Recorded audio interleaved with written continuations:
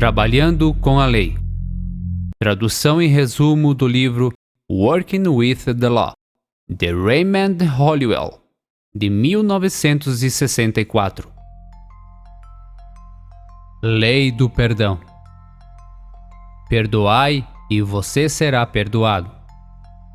É aqui e agora que o mundo precisa da ajuda de um mestre, como Jesus Cristo. Com tanta coisa dentro de si, ele era mais que um pregador. Ele era um professor supremo. Ele não apenas apontou o caminho, mas ele seguiu e mostrou o caminho. Nas horas de grande estresse, ele se mostrou mais poderoso do que Pilatos ou qualquer um dos escrivães e fariseus acusadores. Eles o arrastaram pelas ruas atado como um prisioneiro e pregaram em uma cruz na colina do Calvário. Mas ele, olhando para aqueles que o maltratavam e vendo sua pequenez mental, gritou: Pai, perdoai-os, pois eles não sabem o que fazem. Um homem que é bom o suficiente para perdoar é sempre maior do que o perdoado. Ele é superior. Ele é maior do que seu adversário. Jesus, quando interrogado, respondeu a Pedro: Não te digo até 7 vezes, mas sim 70 vezes 7. Esse período seria indefinido, então, por essa resposta, não há limites ou restrições às graças do Espírito. A qualidade do perdão deve ser tão ilimitada quanto a fé, a esperança e o amor. Os ensinamentos de Jesus em referência ao poder do homem para perdoar os pecados são, creio eu, entre os menos entendidos de todos os comandos. Jesus claramente ensinou que, se você perdoar o pecado, o efeito de tal ato de perdão se tornaria absorvido com ideias naturais e saudáveis, o mesmo que o mais negro da noite é absorvido pelo alvorecer da luz. A escuridão desaparece e a luz do dia brilha sobre todos. Quando ideias saudáveis e naturais enchem a mente, o corpo assume uma condição semelhante. Jesus ensinou que o lugar de origem de cada ato estava na mente. Em outro lugar, ele fala da origem do pecado na mente antes que o ato seja cometido. Por dentro, disse ele, do coração do homem procede pensamentos malignos, adultérios, assassinatos, furtos, enganos, blasfêmias, orgulho e tolices. Todas essas coisas malignas vêm de dentro e contaminam o homem.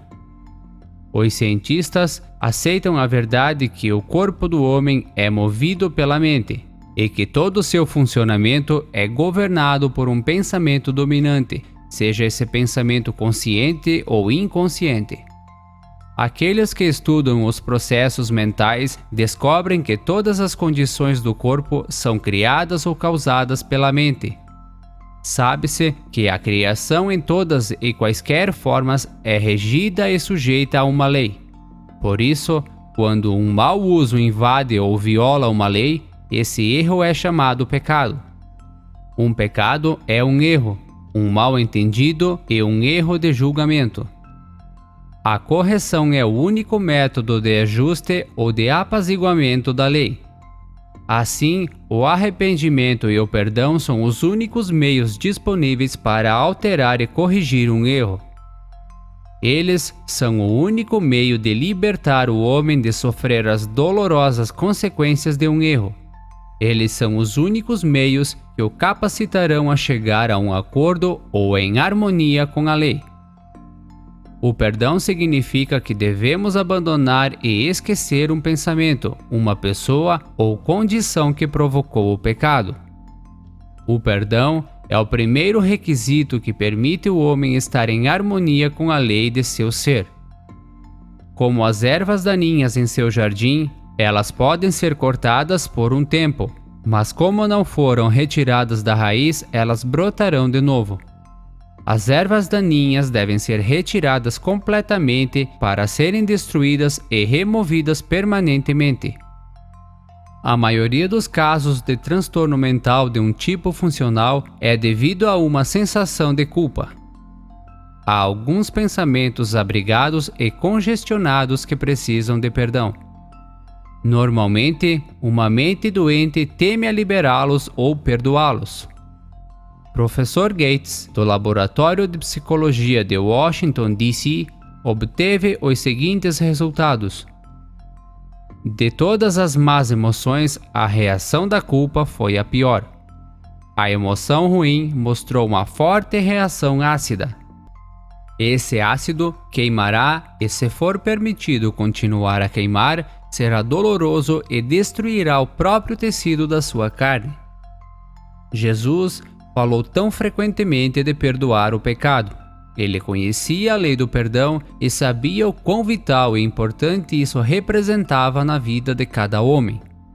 As ervas daninhas não se removem no tempo. Em vez disso, elas aumentarão e se fortalecerão até sufocar a flor. O mesmo é verdade em nossos pensamentos pecaminosos. No jardim da nossa memória, eles devem ser arrancados, expulsos e destruídos para que apenas flores de pensamentos saudáveis e felizes possam crescer. A lei também diz que certas ideias devem ser dissolvidas e eliminadas da mente, para que outras ideias ou novas ideias de um personagem diferente possam substituí-las. Por exemplo, se você tiver em mente que alguém o prejudicou ou o maltratou injustamente, você não pode ser livre desde que você segure esse pensamento em sua consciência. Todo mundo deve, em algum momento, andar pelo caminho do perdão. Devemos aprender a viver esta lei. Somente quando perdoamos é que estamos perdoados. Devemos apresentar o primeiro esforço. Nossa vontade deve abrir o caminho para o nosso perdão. Se não podemos perdoar, podemos saber que temos uma pequena alma intocada pelos ensinamentos do Mestre.